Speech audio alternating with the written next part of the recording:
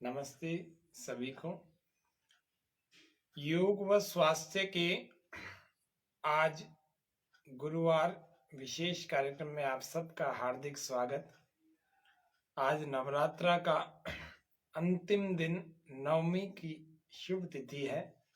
इस पवित्र दिन को त्योहार की तरह पूरे भारतवर्ष में मनाया जाता है। आज के सत्र में हम 9 विशेष प्राणायाम सीखेंगे।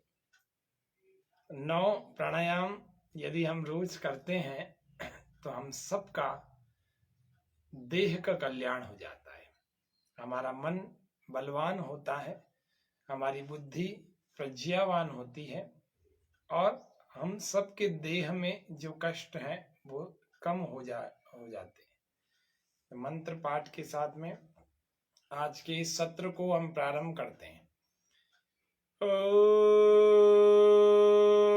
यो भूतं च भव्यं च सर्वं यश्चादितिष्ठते स्वर्यस्य च कैवलं तस्मै ज्येष्ठाय ब्रह्मणे नमः। ओम स्वस्ति स्वस्ति स्वस्ति। आज पहला प्राणायाम हम सीख रहे हैं। नवमी के 9 दिन 9 प्राणायाम, 9वां दिन है तो आज 9 प्राणायामों को हम सीखेंगे। 9 प्राण की क्रियाओं को सीखेंगे। प्राण वैसे 10 होते हैं, पंच प्राण और पंच उपप्राण। प्राण अपान, व्यान, उदान और समान। इसके बारे में थोड़ा जान लेते हैं, फिर प्राणायाम की क्रियाओं को जानेंगे। प्राण का जो स्थान है, पंच प्राण होते हैं। पहले का नाम है प्राण, दूसरे का नाम है उदान, फिर तीसरे का नाम है समान, चौथे का नाम है अपान और पांचवें का नाम है व्यान। तो ये पंच प्राण। फिर 5 उपप्राण होता है, नाग, कूर्म, कृकल, देवदत्त और धनंजय। ये भी हमारे शरीर में अलग अलग सिस्टम्स को चलाते हैं। तो पहला जो प्राण है वो है कंठ से लेकर के हृदय पर्यंत, यानी कि हार्ट के एरिया तक है। कंठ से लेकर के हृदय पर्यंत जो प्राण होता है उसको प्राण कहते हैं। पहला प्राण यहाँ के स्थान के जितने रोग हैं उनको ठीक करने का काम प्राण करता है। यहाँ के तंत्र को जो चलाता है, यहाँ के सिस्टम को, इतने एरिया के सिस्टम को जो चलाता है वह प्राण नामक प्राण करता है। फिर दूसरा है उदान, कंठ से लेकर के सिर पर्यंत। दूसरे प्राण का नाम है उदान प्राण। अभी इन सभी सिस्टम्स को ठीक करने के लिए प्राणायाम का अभ्यास बताएंगे आपको। तो पहले समझ लें कि पहला प्राण, दूसरा उदान। उदान यानी कि हम सबके कंठ से लेकर के सिर पर्यंत। तीसरा है समान।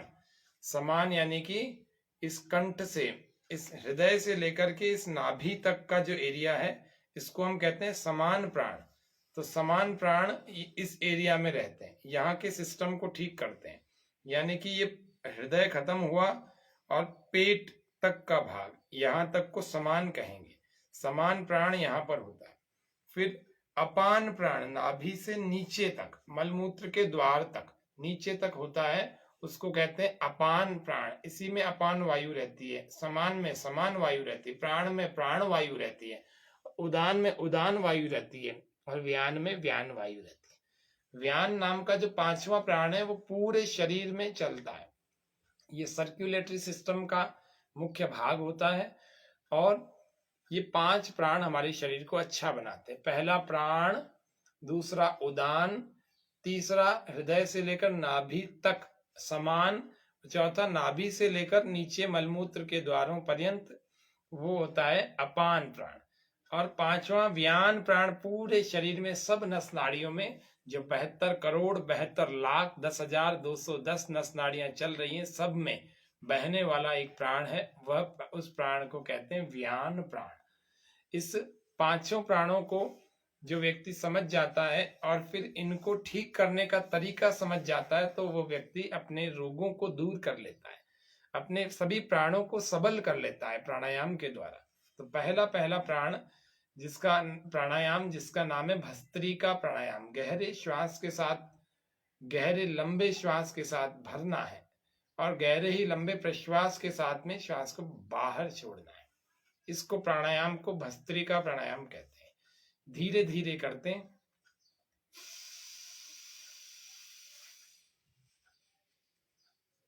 और श्वास को धीरे से बाहर छोड़ दें।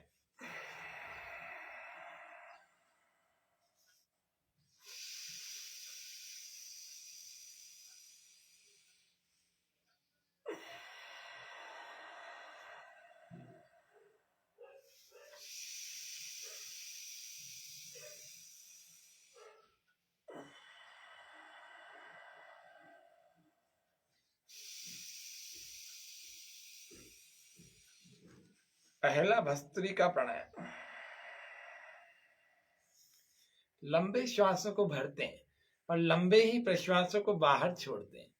और जो व्यक्ति बलवान होता है, जो व्यक्ति ताकतवर होता है, जो व्यक्ति स्वस्थ होता है, उसको थोड़ा सा तेज कर लेना चाहिए। श्वास भरते हुए हाथों को ऊपर, श्वास छोड़ते हुए हाथों को नीचे।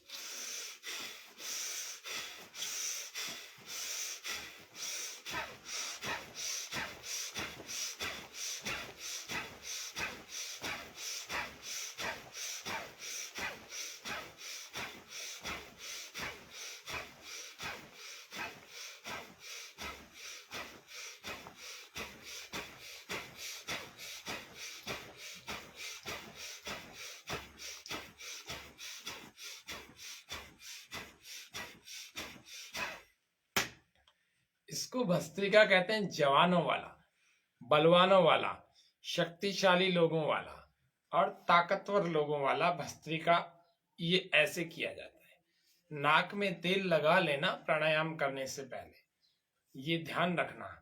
नाभि में तेल लगा लेना प्राणायाम करने से पहले। प्राणायाम से शक्ति और ज्यादा बढ़ेगी।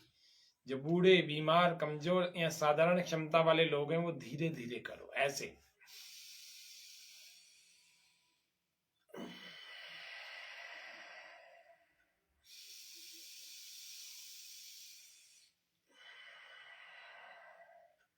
जो पूर्णतः स्वस्थ है वो तेज वाला भी कर सकते हैं। करें, जैसा जैसा क्षमता आपके अंदर है वैसे वैसे करें। बहुत तेज नहीं करना।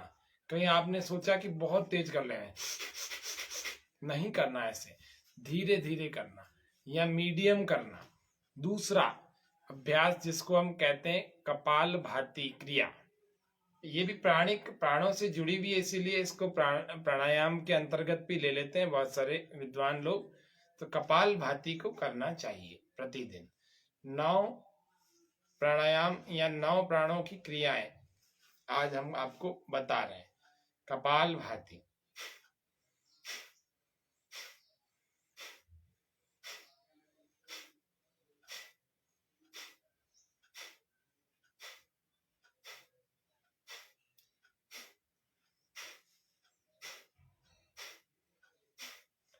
हर बार श्वासों को दोनों नासिका के द्वारों से वेग पूर्वक श्वास को बाहर फेंकना है, चेक करना है।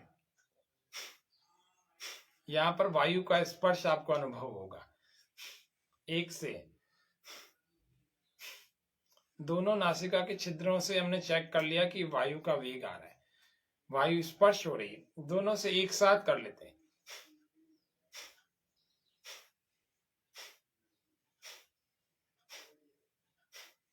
ये भी चेक कर लिया। दूसरा तरीका चेक करने का वो क्या है, कपाल भाती में जब दूसरा तरीका चेक करना है आपको कि कपाल भाती हम सही कर रहे हैं कि नहीं, तो पेट पर हाथ लगाएंगे। श्वास को जैसे ही बाहर फेंकेंगे पेट हर बार अंदर जाता हुआ अनुभव होगा।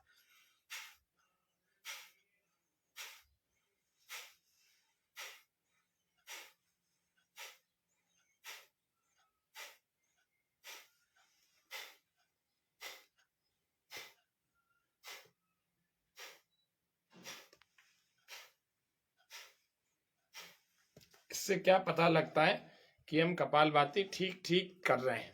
श्वास भी बाहर छूट रही है और श्वास बाहर छूटने के साथ साथ हमारा पेट भी अंदर जा रहा है।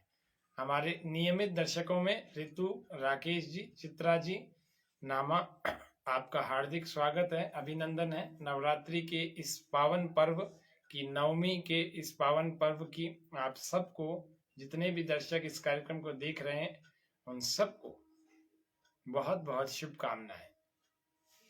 शक्ति का पर्व, प्राणायाम से हम अपने शरीर में शक्ति बढ़ा रहे हैं। पहला हमने भस्त्रिका सीखा, दूसरा हमने कपालभाति को। भस्त्रिका को सभी लोग कर सकते हैं, हाई ब्लड प्रेशर वाले तेज नहीं कर सकते, इस बात का ध्यान रखना। चक्कर आने वाले तेज नहीं कर सकते हैं, उनको धीरे धीरे करना चाहिए। कपालभाति मासिक धर्म के गर्भावस्था के दौरान माताओं बहनों को नहीं करना चाहिए। जिनका पेट का, हार्ट का आदि का ऑपरेशन हुआ है उनको कपालभाति नहीं करना चाहिए। जिनका कपालभाति करते समय पेट फूल सा जाता है उनको कपालभाति का अभ्यास नहीं करना चाहिए। पेट की कोई सर्जरी हुई है तो कपालभाति का अभ्यास नहीं करना चाहिए। यदि किसी को कपालभाति के 10-15 स्ट्रोक लगाने से पेट में दर्द होना शुरू हो जाता है तो उसको कपालभाति का अभ्यास नहीं करना चाहिए। कपालभाति भरे पेट में खाना खाने के तुरंत बाद नहीं करना चाहिए, पानी पीने के तुरंत बाद नहीं करना चाहिए। कपालभाति कब कब नहीं करना चाहिए वो हमने देखा। ज़्यादा कमजोर लोग, जो ज़्यादा बूढ़े लोग हैं, उनको कपालभाति का अभ्यास नहीं करना चाहिए। हठयोग की क्रिया है, शोधन का काम करती है, इसीलिए कपालभाति का अभ्यास किन किन को नहीं करना चाहिए उस बात का विशेष ध्यान रखें। कपालभाति किन को करना चाहिए, तो जो लोग अपने लंग्स को शुद्ध बनाना चाहते हैं, अपने फेफड़ों की शुद्धि चाहते हैं, अपने अतिरिक्त बढ़े हुए फैट को घटाना चाहते हैं, या बिल्कुल ही वजन कम है वो भी बढ़ाना चाहते हैं, तो इस प्रकार के सभी लोगों को कपालभाति का अभ्यास करना चाहिए। पेट के बहुत सारे रोग पीछा नहीं छोड़ रहे हैं तो उनको सबको कपालभाति करना चाहिए। कपालभाति करने से चयापचय दर यानी कि मेटाबॉलिक रेट जो है वो अच्छी हो जाती है, तो पाचन तंत्र अपने आप सुधरने लगता है, और जब सुधर जाता है तो हमारा वजन अपने आप ही कंट्रोल होने लगता है, घटा हुआ हो तो भी और बढ़ा हुआ हो तो भी। तो कपालभाति का अभ्यास कम से कम नहीं तो रोज 5 से 10 मिनट करना ही चाहिए। वैसे तो 5 मिनट से भी कम लाभ होता है, तो 10 मिनट जरूर करना चाहिए। 2-3 मिनट से इसको बढ़ा करके हफ्ते भर में आप इसको 10 मिनट तक ला सकते हैं। कपालभाति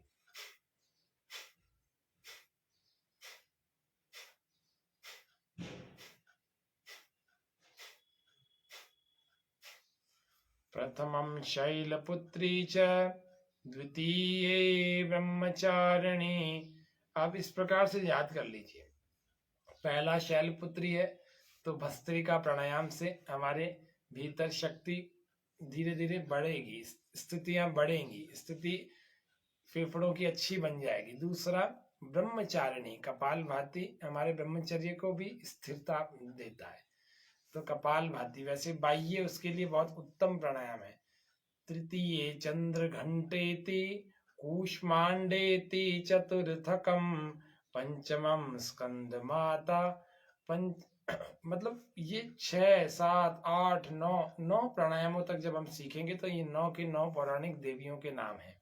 पहला शैलपुत्री, दूसरा ब्रह्मचारिणी, तीसरा चंद्र घंटा और चौथा कूष्मांडा, पांचवा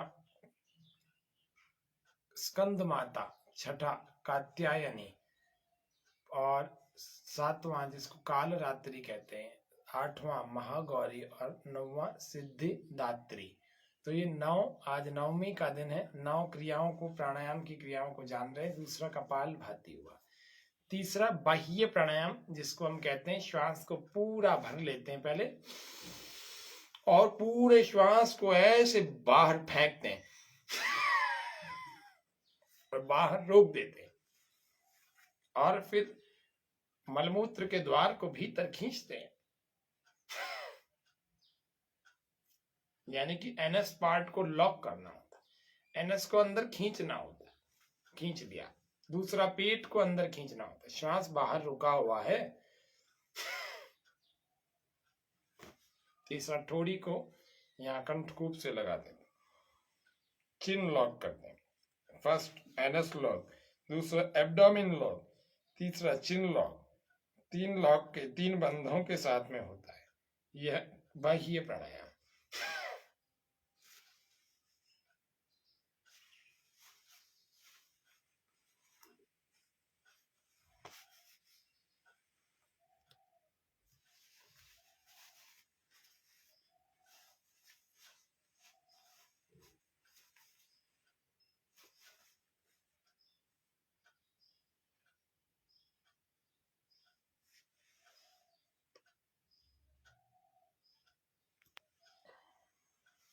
फिर श्वास भर के तीनों बंधों को छोड़ने के बाद श्वास भर लेते हैं। इसको बाह्य प्राणायाम कहते हैं। ये हमारे अंदर से पाइल्स के, फिशर के, फिस्टूला के रोगों को ठीक कर देता है और जितने भी प्रजनन संबंधी रोग हैं महिलाओं के और पुरुषों के, उनको दूर कर देता है। महिलाओं के माहवारी से संबंधित जितनी समस्याएं हैं उनको दूर कर देता है। ये सब जरूरी प्राणायामों में आते हैं। इसको बाह्य प्राणायाम कहते हैं। ये हमारी शक्तियों को ऊर्ध्वगामी करता है, ऊर्ध्वरेता बनाता है। ऊर्ध्वरेतस हो जाते हैं हम सभी। क्यों? क्योंकि हमारे जो वीर्य का भाग है वो हमारे प्रजनन संस्थान में ही रहता है। उसकी शक्तियां हमेशा ऊपर की तरफ बढ़नी चाहिए, ना कि नीचे की तरफ बहनी चाहिए। तो हमें बाह्य प्राणायाम करने से हमारे मन पर नियंत्रण होता है और हमारी शक्तियां ऊर्ध्वगामी बनती है। तो बुद्धि को और बल को, दोनों को ही बढ़ाती है। शारीरिक बल भी अच्छा होता है। उसके अलावा ब्रह्मचर्य प्रतिष्ठायाम वीर्य लाभ, महर्षि पतंजलि जी ने बताया कि ब्रह्मचर्य की प्रतिष्ठा होती है और वीर्य का लाभ होता है। वीर्य के लाभ से बुद्धि और शरीर दोनों के दोनों बलवान बनते हैं। तो बाह्य प्राणायाम, श्वास पूरा बाहर फेंक करके, पहले थोड़ा सा भर रहे हैं फिर पूरे को बाहर फेंक रहे हैं और बाहर ही रोक करके रखें। मलमूत्र के द्वार को भीतर खींचे, संकुचित करें, पेट को अंदर चिपकाएं, अंदर दबाएं, पीठ से लगाएं। पहला मूल बंद, दूसरा उड्डयन बंद, तीसरा ठोड़ी को यहाँ कंठकूप से लगाएं, जालंधर बंद। यथा सामर्थ्य रोक कर रखें।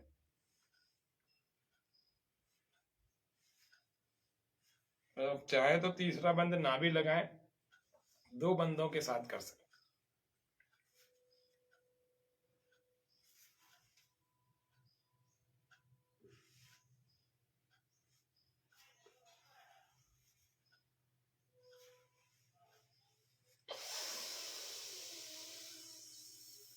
यथा सामर्थ्य करें। जब आपका सामर्थ्य पूरा हो जाए तो तीनों बंधों को छोड़ करके श्वास को गहरा भर लेते हैं। इसको कहते हैं बाह्य प्राणायाम। चौथा है जिसको हम कहते हैं अग्निसार क्रिया। अग्निसार क्रिया के लिए श्वास को पूरा बाहर फेंक देते हैं और पेट को अंदर खींचते हैं और छोड़ते हैं।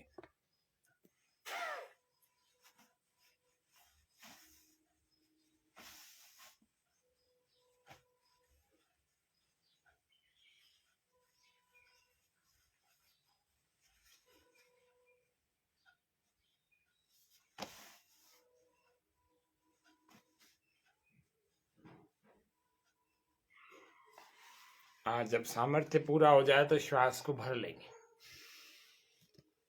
ये होता है अग्निसार क्रिया।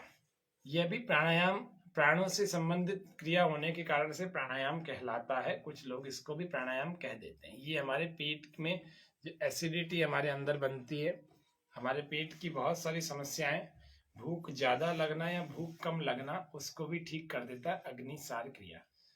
तो ये हमारी चौथी क्रिया हो गई। पहला भस्त्रिका, दूसरा कपालभाति, तीसरा बाह्य प्राणायाम, चौथा अग्निसार क्रिया।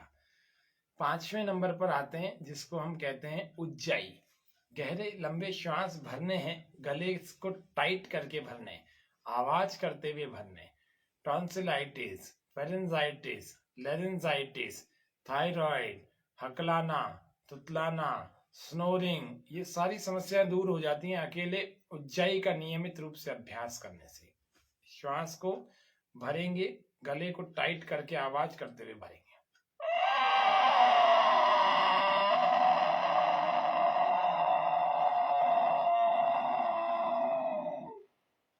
थोड़ी देर रोक लेंगे अंदर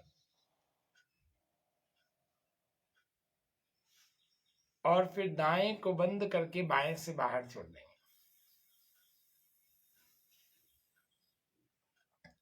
फिर से भरेंगे।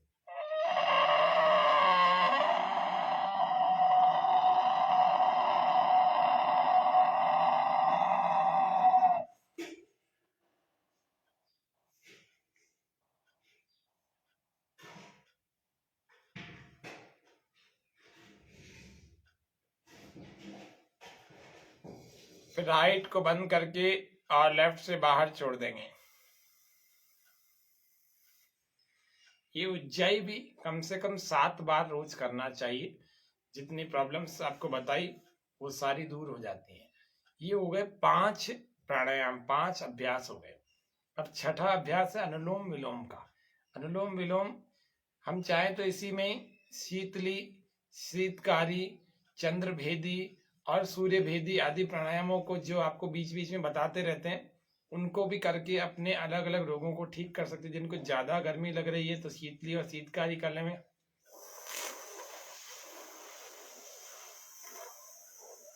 या फिर ऐसा,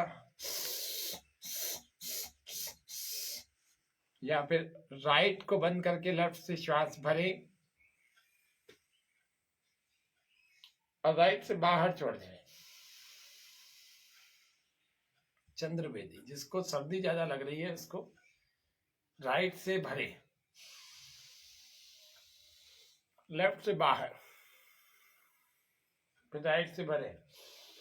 इसी क्रम को चलाते रहे, चंद्रभेदी वाले भी और सूर्यभेदी वाले भी। चंद्रभेदी यानी कि लेफ्ट से भरेंगे, राइट से छोड़ेंगे, लेफ्ट से भरेंगे, राइट से छोड़ेंगे, लेफ्ट से भरेंगे, राइट से छोड़ेंगे। ऐसा करते करते इसको चंद्रांग प्राणायाम या चंद्रभेदी प्राणायाम कहते हैं। इससे शरीर में ठंडक बढ़ती है। हाई ब्लड प्रेशर वालों के लिए बड़ी गजब की चीज है ये। और सूर्यभेदी प्राणायाम या सूर्यांग प्राणायाम, राइट से भरेंगे, लेफ्ट से छोड़ेंगे, राइट से भरेंगे, लेफ्ट से छोड़ेंगे। उसमें लेफ्ट से भरा था, राइट से छोड़ा था, चंद्रभेदी था। अब इसमें राइट से भरेंगे, लेफ्ट से छोड़ेंगे, इसको सूर्यभेदी प्राणायाम कहते हैं। इसको भी 10 मिनट कर लेना चाहिए। शरीर में जितनी गर्मी है वो तो चंद्रभेदी से ठीक हो जाएगी, और जितनी सर्दी लग रही है वो सूर्यभेदी से ठीक हो जाएगी। इस प्रकार से सूर्यभेदी का प्राणायाम हमें अलग अलग कंडीशंस में करना चाहिए। तो चंद्रभेदी, सूर्यभेदी, शीतली और शीतकारी। और जिसके साथ ऐसी समस्या नहीं है गर्मी सर्दी आदि की या ब्लड प्रेशर आदि की, तो उन लोगों को फिर अनुलोम विलोम करना चाहिए फिट रहने के लिए। अनुलोम विलोम का अभ्यास नियमित रूप से हमें करना चाहिए। उंगलियों की ऐसी स्थिति बना सकते हैं, ऐसी स्थिति बना सकते हैं, या चाहे तो ऐसी स्थिति भी बना सकते हैं। गहरे लंबे श्वास पहले, प्रश्वास पहले लेफ्ट वाले से बाहर छोड़ते हैं, फिर इसी से भरते हैं।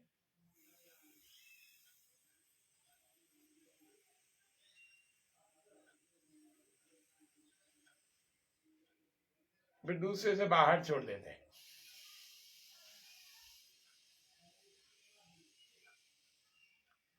फिर इस दाएं से भरते, राइट से,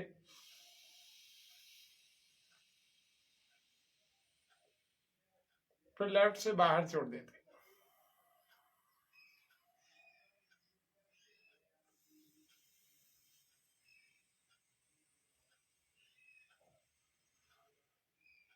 फिर राइट से बाहर छोड़ देते।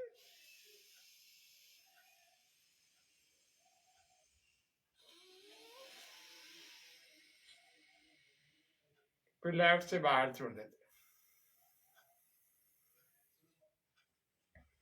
ये नियमित रूप से इसी अभ्यास को 10 मिनट तक करते रहने से हमारे शरीर के अंदर बहुत सारी शक्ति, बहुत ऊर्जा और सारी नस नाड़ियां शुद्ध हो जाती हैं। सारी ऊर्जा आ जाती है और नस नाड़ियां शुद्ध हो जाती है। तो ये हो गया अनुलोम विलोम प्राणायाम। ये हो गया छठे नंबर पर।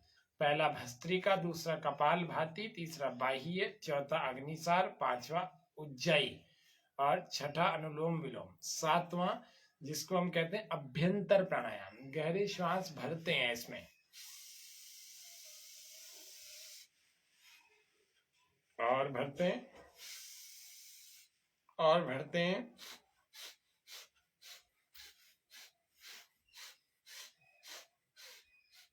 पूरा भर के और अंदर ही रोक लेते हैं, थोड़ी को अंदर दबा कर।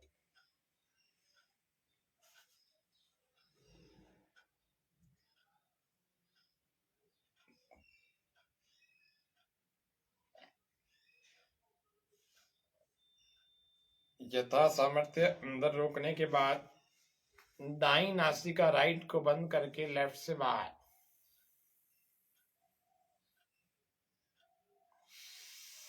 फिर से भर लो।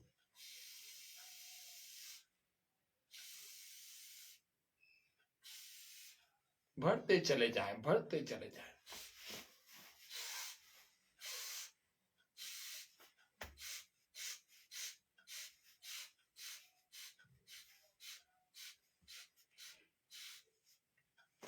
पूरा भर लेंगे। और पूरा ही रोक देंगे अंदर।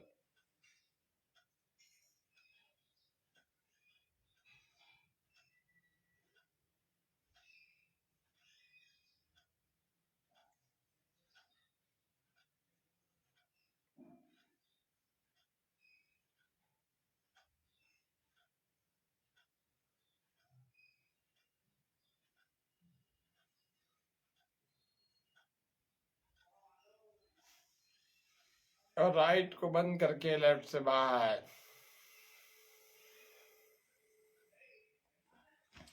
फेफड़ों के कवर को, रिब केज को, सबको मजबूत बनाता है। ये है अभ्यंतर प्राणायाम। इस अभ्यंतर प्राणायाम की संख्या है 7। तो 7 नंबर पर हमने सीखा अभ्यंतर प्राणायाम। अब हम भ्रामरी और उद्गीत 2 प्राणायामों को और सीखते हैं। आज के सत्र को हम पूरा करेंगे। फिर 9वीं पर 9 प्राणायाम, भस्त्रिका, कपालभाति आदि के बाद अब हम 8वें और 9वें पर चल रहे हैं। दोनों हाथों को ऐसी पोजीशन में रखें कि 3 उंगलियां, 1 उंगली और अंगूठा ये अलग अलग हो जाए। और 3 उंगलियों को हम आंखें बंद करके इसके ऊपर रखते हैं, दबाते नहीं है, ध्यान रखना, रखते हैं। और 1 उंगली को ललाट पर रखते हैं, माथे पर, फोरहेड पर रखते हैं, दबाते नहीं है। और कानों को अंगूठों से दबाते हैं। ये कानों की जो टिप है ना, इसको हम प्रेस करते हैं और इससे कान बंद हो जाते हैं। इससे हम कानों को बंद कर लेते हैं। ये बाहर वाले जो टिप बाहर निकला हुआ है, इसको हम दबाते हैं। तो हम करेंगे गहरे लंबे श्वास भर के और फिर नासिका से ओमकार की ध्वनि का बाहर गुंजन करना है, नाद करना है, उच्चारण करना है, हमिंग करनी है। तो ये श्वास अपने आप बाहर निकल जाएगी। फिर श्वास भरना है, फिर करना है, फिर तीसरी बार फिर श्वास भरना है, फिर करना है। और फिर भ्रामरी के बाद दोनों हाथों को घुटनों पर रखेंगे और फिर आंखें नहीं खोलना, उद्गीत प्राणायाम करें। उद्गीत प्राणायाम की भी विधि बताएंगे जब भ्रामरी हो जाएगा। चलिए करेंगे।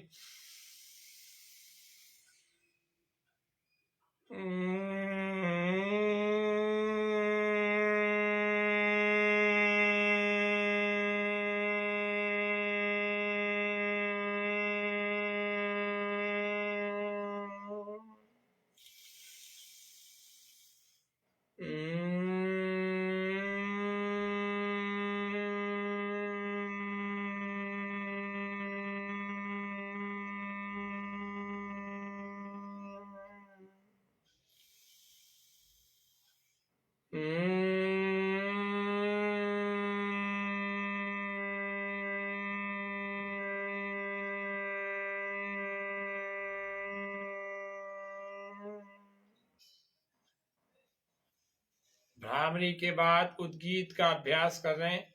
श्वास पूरा गहरा भर के लंबे श्वास भरें, कमर सीधी रखें, आंखें बंद रखें। गहरा श्वास भर के ओमकार का उच्चारण मुख से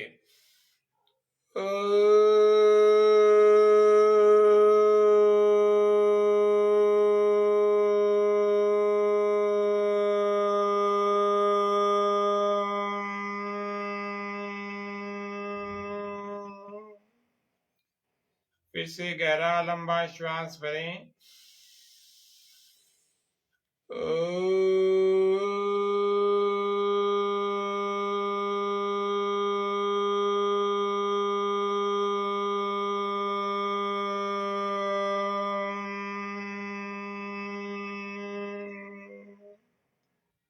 फिर से गहरा लंबा श्वास भरें।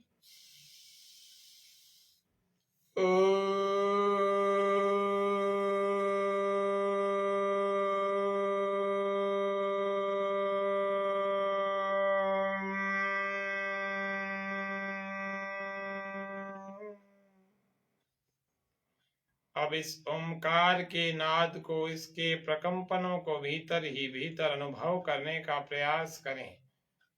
इस ओमकार के नाद से पूरे शरीर में जो कंपन हुआ उसको अनुभव करें।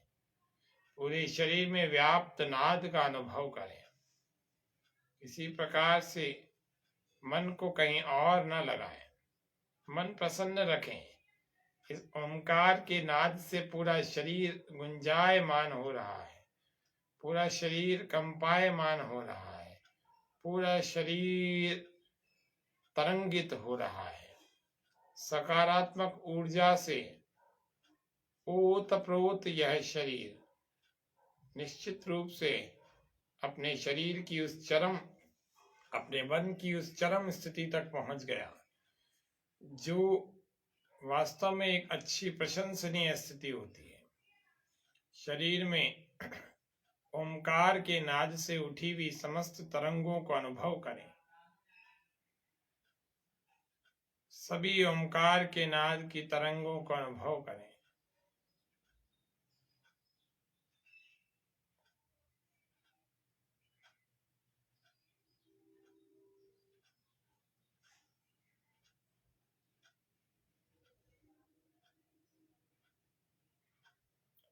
मेरे शरीर में जो गतिविधियां हो रही हैं, उन समस्त गतिविधियों को चलाने वाला परमात्मा है।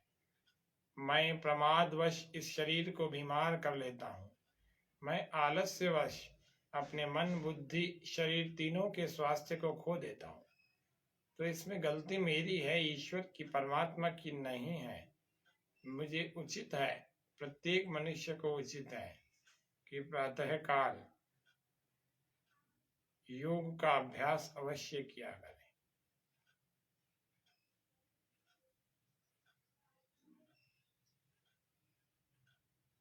उद्गीत के बाद यह प्रणव का अभ्यास श्वासों पर मन को टिका के रखें। 9 प्राणायाम हमारे उद्गीत में हो चुके हैं। पहला भस्त्रिका, दूसरा कपाल भाती, फिर बाह्य और फिर अग्निसार।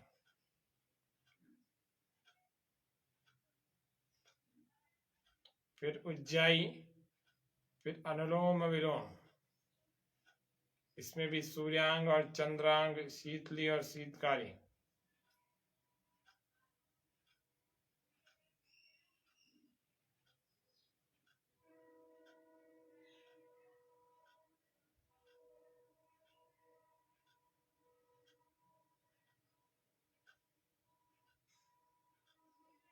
भस्त्रिका, कपाल भाती, बाह्य, अग्निसार, उज्जाई, अनुलोम विलोम, ये 6 प्राणायाम की क्रियाएं।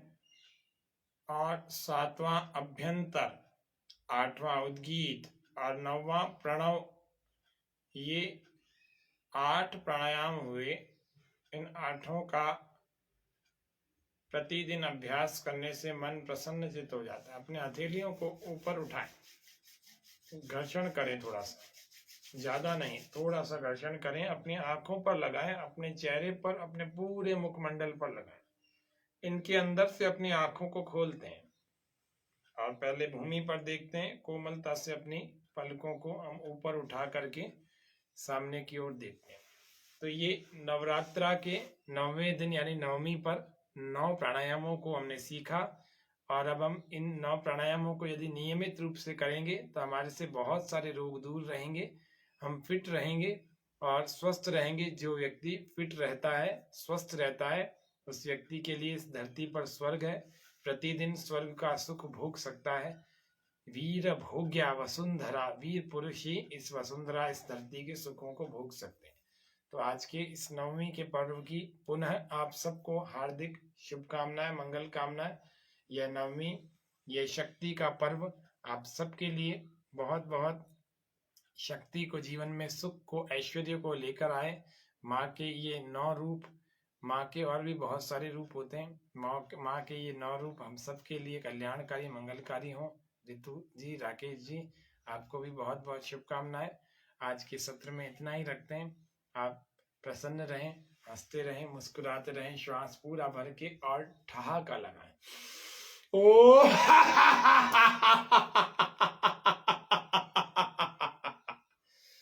फिर से श्वास पूरा भर के लंबी श्वास भरेंगे तो बड़ा ठहाका लगेगा, अच्छा बड़ा लगेगा। श्वास पूरा भर के ओ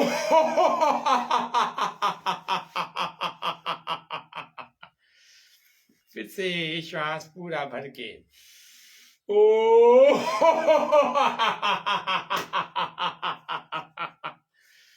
ऐसे रोज प्रसन्न रहेंगे, हास्यासन करेंगे तो सकारात्मक हार्मोनल चेंजेस हमारे अंदर होंगे। और जो लोग ज़्यादा तेज हंसते हैं और हास्यासन करते हैं, अच्छे ढंग से खिलखिलाकर हंसते हैं, खुलकर हंसते हैं, उन लोगों के शरीर में कोई दर्द नहीं होता, और होता भी है तो उनको ठीक हो जाता है। तो आज के इस कार्यक्रम को हम शांति पाठ के साथ पूरा करेंगे। ओम शांति शांति शांति, सर्वेभ्यो नमः। सभी दर्शकों का हार्दिक धन्यवाद, आभार। स्वामी न्यूज चैनल का भी हार्दिक धन्यवाद, आभार। कल हम दशहरे के विशेष सत्र में फिर से सुबह मिलेंगे। तब तक के लिए करें योग, रहें निरोग, हंसते रहें, प्रसन्न रहें, व्यस्त रहें, मस्त रहें। जय अजमेर, निरोगी अजमेर के इस नारे के साथ सभी अजमेर वासियों को इन पर्वों की शुभकामनाएं। ओम शांति।